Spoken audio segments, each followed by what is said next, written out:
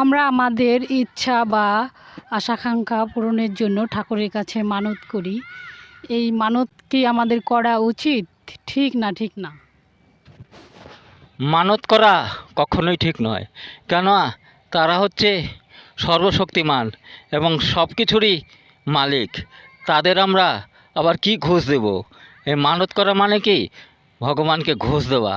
এই ঘুষ ভগবান কখনোই পছন্দ করে না এবং ঠাকুর দেবতাও পছন্দ করে না।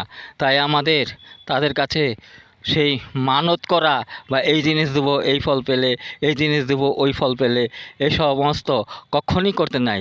তুমি তাদের কাছে ভক্তি, শ্রদ্ধা, জ্ঞান এগুলো আবদার করতে পারো, কিন্তু তুমি কিছু পাওয়ার আশায় তাকে এই জিনিস দেবো মানত করতেছি, ওই জিনিস দেবো মানত করতেছি, এগুলো কখনোই করা উচিত না। এগুলো করলে ভগবান আরও তুষ্ট হয়, খুশি হয় না।